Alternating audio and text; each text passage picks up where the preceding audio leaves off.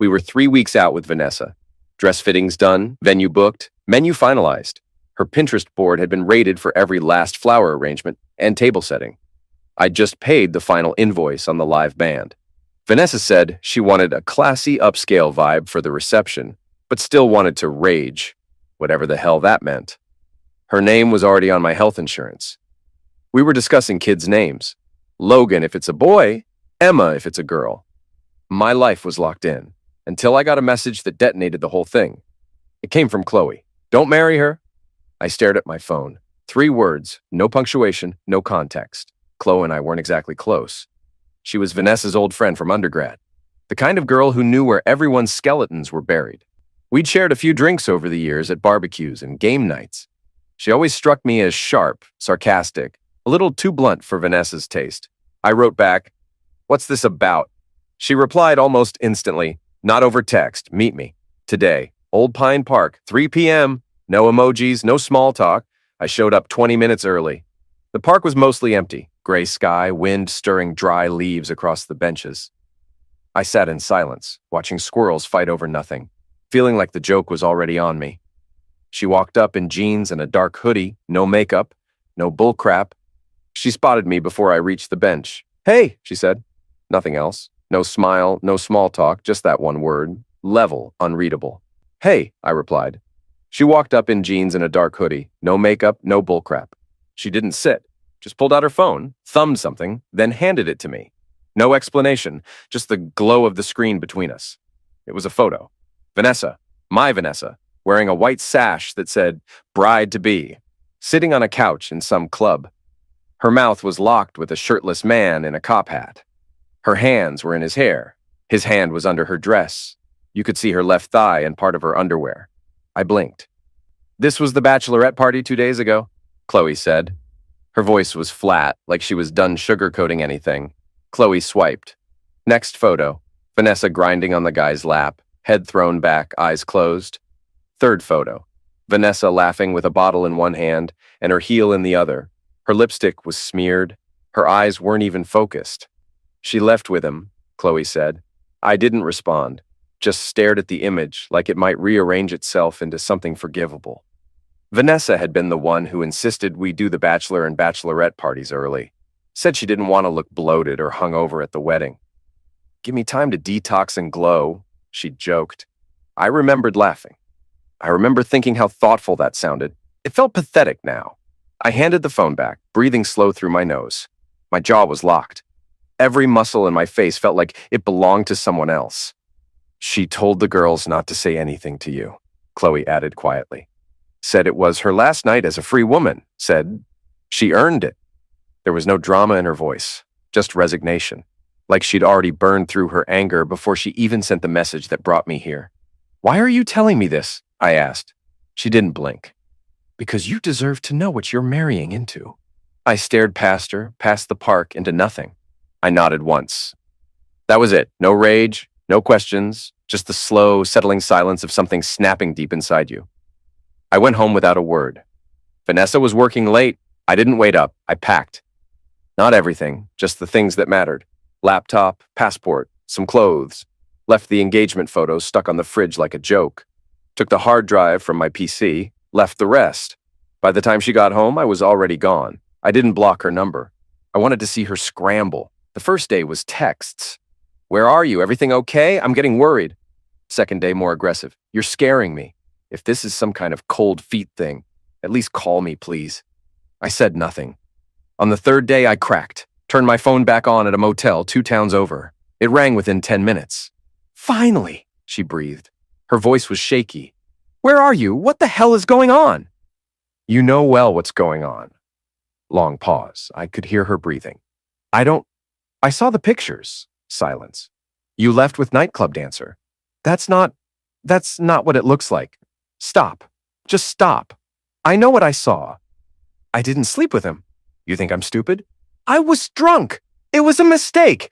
One night, that's it." "And you didn't plan on telling me, right? You were just gonna walk down the aisle, lie through your vows, and play house like nothing happened." "I didn't mean for it to go that far." "But it did." Her voice cracked. "Please. Let me explain. Not like this. Let's talk, face to face. I got nothing to say. I hung up. She called 20 more times. I let it ring. Then came the voicemails, the tears, the panic, the rage. I listened to every one of them. Not because I cared, because I wanted to burn every last illusion. Then came the guilt campaign. The texts kept coming. I'm falling apart here. You're the only one who can calm me down. The messages came hourly, then every 10 minutes, day and night. She switched from texting to voicemails like hearing her voice would break me. When that didn't work, she turned to guilt. Everyone's asking questions. Do you know how humiliated I feel? I made one mistake and you're destroying everything. You're punishing me worse than I deserve. Like I was the villain for walking away. Like betrayal was a thing you measured in percentages. Then the threats started. Some were vague. I don't know what I'll do if you stay silent. I can't handle this alone. I saved every message, every voicemail. I didn't respond. I just documented. Then, nothing. Like she'd finally run out of words, or she was planning something worse. 3 days later, I came into the office like any other morning. Coffee in hand, brain on autopilot, ignoring the usual chatter at the front desk. I turned the corner toward the hallway that led to my floor and stopped dead.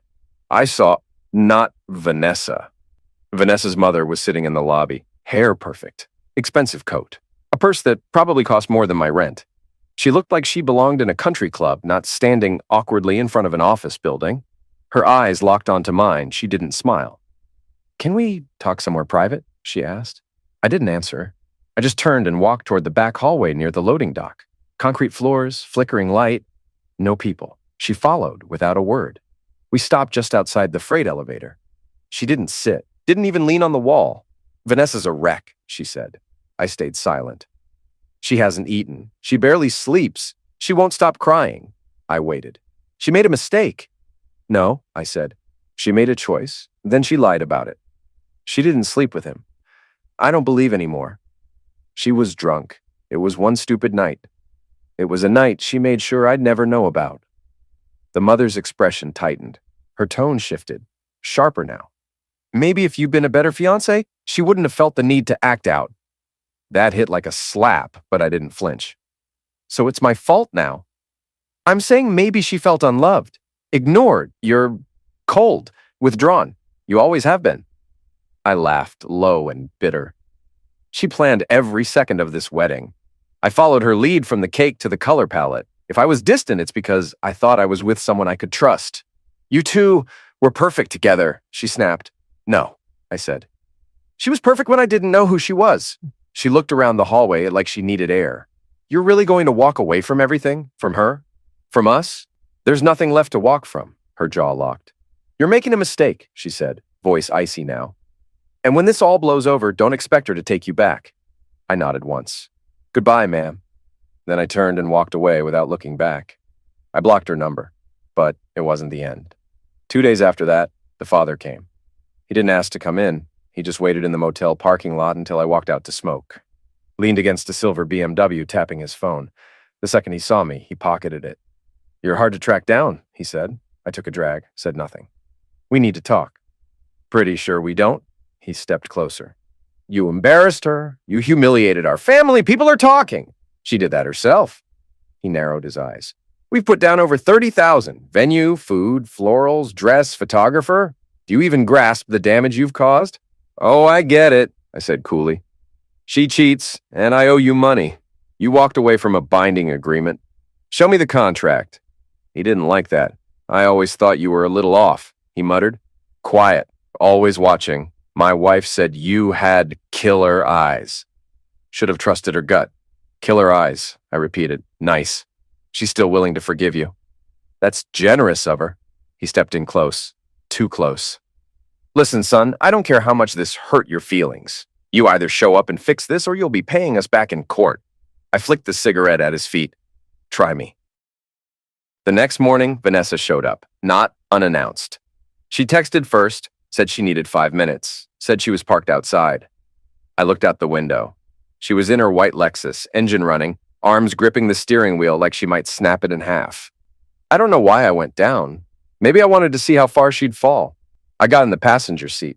You look like crap, I said. She gave a humorless laugh. So do you. We sat in silence for a moment. Her eyeliner was smudged, but she'd clearly tried to dress up. Her lips were painted like she thought this was a date. "I miss you," she whispered. "No, you miss control."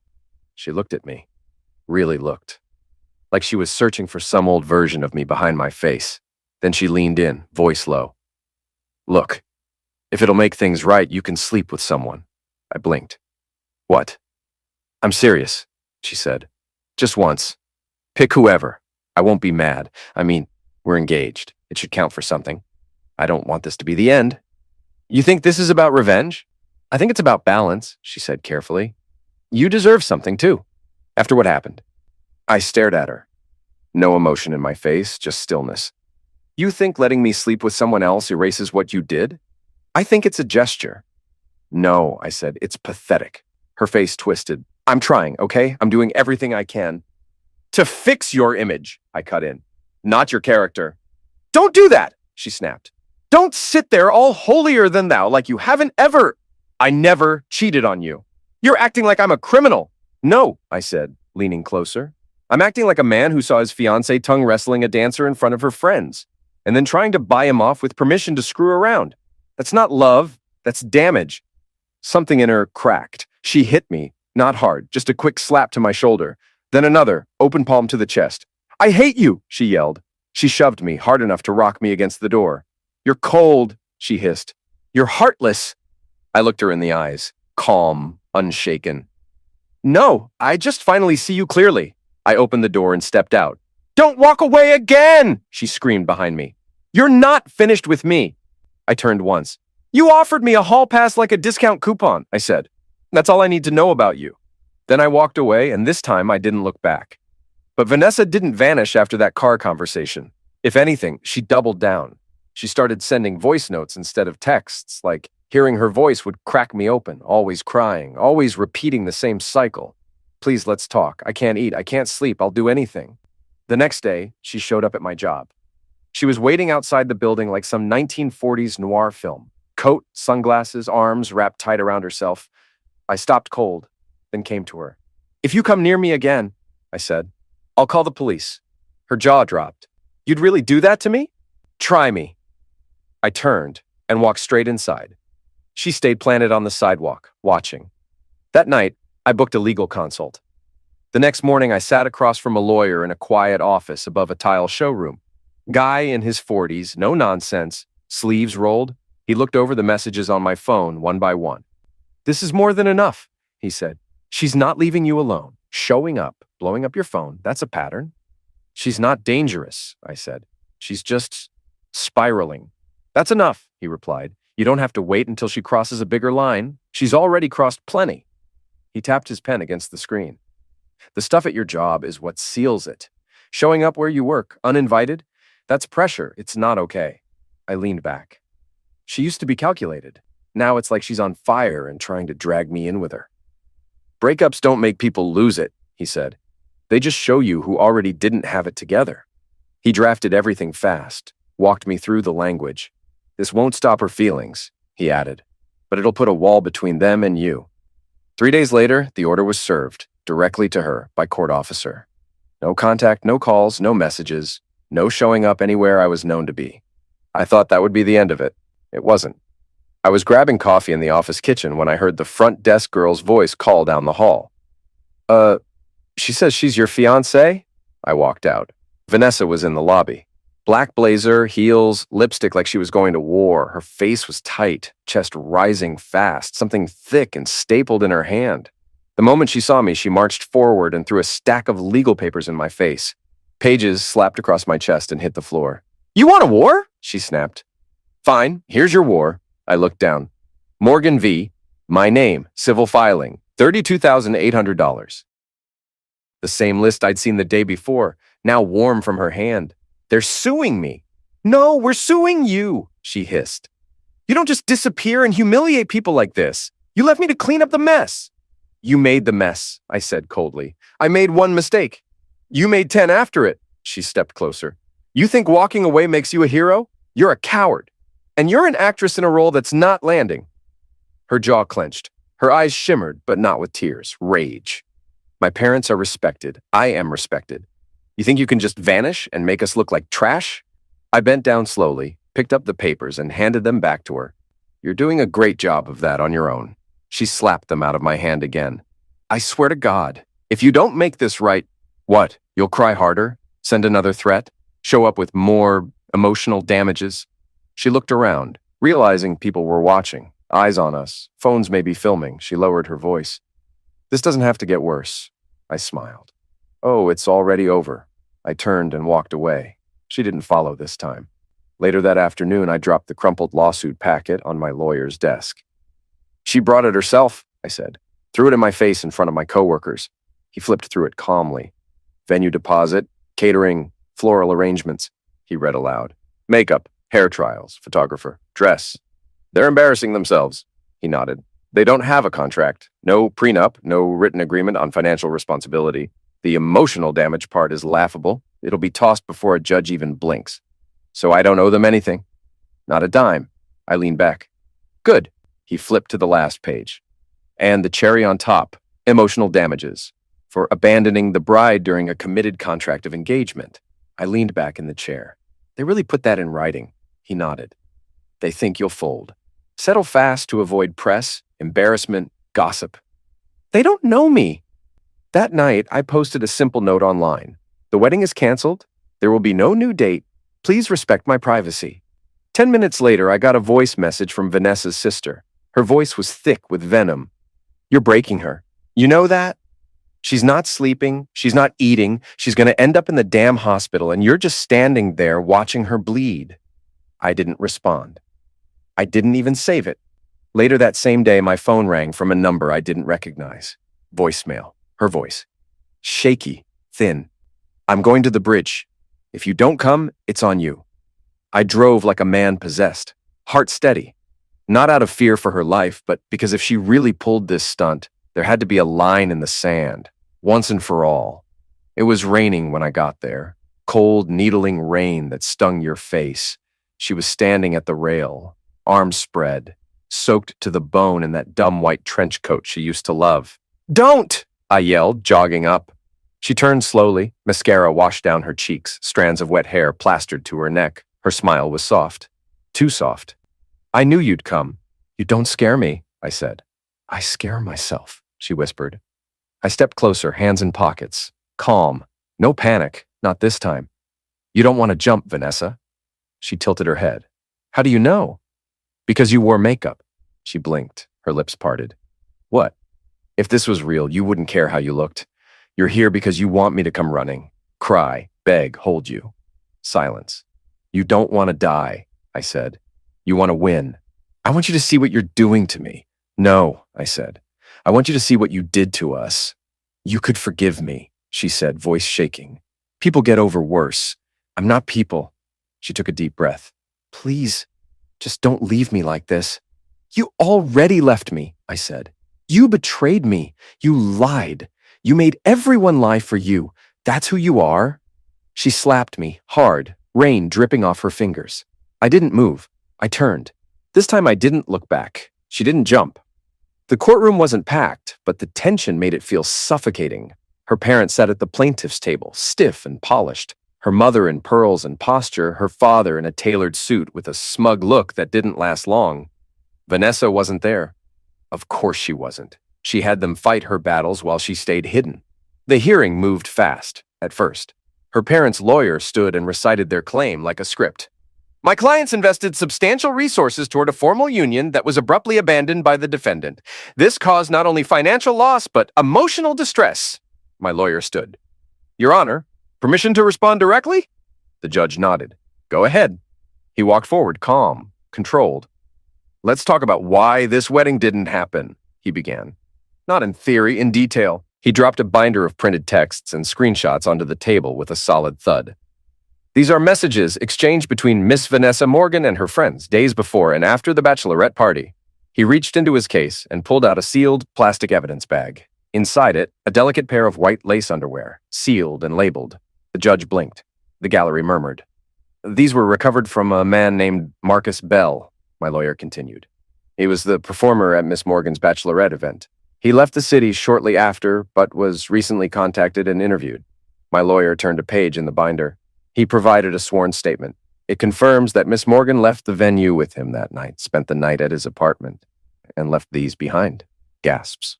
Audible gasps. The judge leaned forward, adjusting his glasses. You're saying this came directly from the individual involved? Yes, Your Honor. He also stated that Miss Morgan told him, and I quote, "It's my last night as a free woman. Might as well enjoy it." Her mother let out a faint, embarrassed sound. Her father's hand clenched on the table. Is the plaintiff disputing any of this? The judge asked, voice sharp. Their attorney stammered. Your Honor, my clients were unaware of these developments. That's your defense, the judge snapped. Unaware. He lifted the plastic bag in 2 fingers, clearly disgusted. This is not how a bride prepares for a marriage. This is not emotional injury. This is a cover-up. He turned his gaze on her parents. You're lucky I'm only dismissing the case. He nodded at me. This man doesn't owe you $1, and your daughter owes him the truth. He paused, then added, cold and clear, maybe what she really needs is a mirror. He slammed the gavel. Case dismissed, with prejudice. They left fast. Her father marched ahead like a man trying to outrun humiliation. Her mother followed, heels clicking behind him, gripping the dismissed court papers in her manicured hand. But just as they passed through the courthouse hallway, her mother snapped.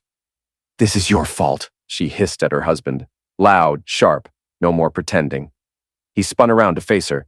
Excuse me? You were the one who let her grow up thinking she could lie her way out of anything. Oh, don't you start with that, he growled. You're the one who covered for her every time she screwed up.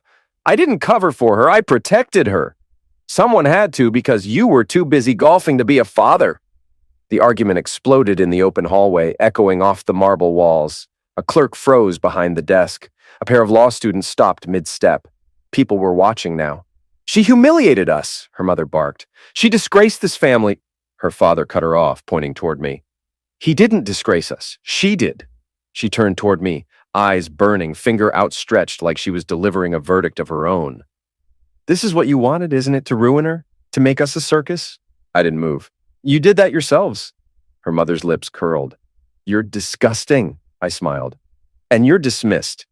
Before she could spit something else, the security guard stepped in. All right, take it outside, both of you. Her father didn't need to be told twice. He stormed out the front doors. Her mother stood there for another second, breathing heavy, eyes on me like she still thought she could win with a glare, but the world had stopped listening. Then she turned and they left. I pushed through the front doors into the cold afternoon air, and there she was, Qley, leaning against the brick column by the steps, arms folded, scarf loose around her neck, eyes steady on mine like she'd been waiting there the whole time. I stopped. You stayed, I said. I figured someone should. I walked down the steps, loosened my tie halfway, exhaled. That was a circus. You were the only one who didn't look like a clown.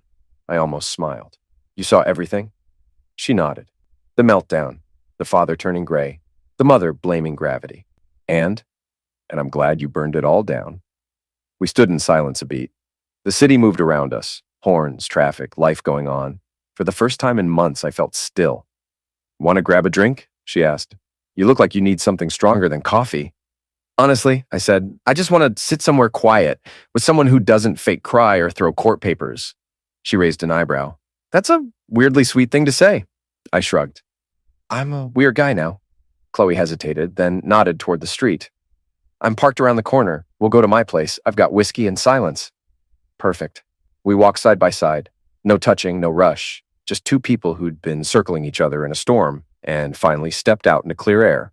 I didn't know where it would go, but for the first time in a long time, I didn't feel angry or bitter or broken. I just felt ready. 3 weeks passed. No more texts from Vanessa. No more bridge theatrics. No voice memos, letters, or random show-ups. She went completely dark. At first, I thought maybe she finally moved on, found someone else to manipulate, or maybe she buried it all under therapy and wine. But silence doesn't always mean peace. It means something's brewing. I didn't ask about her. Didn't search her socials, didn't care. But the world has a way of delivering news whether you want it or not. It was Qley who told me. We were on her couch one evening, half watching a movie neither of us cared about, when her phone lit up with a message. She stared at it for a moment, then handed it to me. From my cousin. She still runs in Vanessa's circle, sort of. The message read, Vanessa checked herself in. Psychiatric care facility. Breakdown. Her parents tried to keep it quiet. I read it twice, then set the phone down. No reaction, no smile, no satisfaction, just a long exhale. She cracked? I asked. Qley nodded. Apparently, she disappeared for 2 days, left her phone at home. They found her sleeping in her car at a rest stop an hour outside the city. She didn't remember getting there. She playing it for sympathy? Qley looked at me. No, this was real, messy real. Her mother went silent for days. Her father's been calling lawyers trying to get records scrubbed. And Vanessa? Well, I guess she finally ran out of people to lie to. I didn't say anything. After a while, Qley asked, Do you feel bad for her? I thought about it. No, I said quietly. I just feel nothing. That was the part that surprised me the most. Not the breakdown, not the silence, but the weightlessness of it all. She had burned the whole structure to the ground, and in the ashes there was nothing left for me to mourn.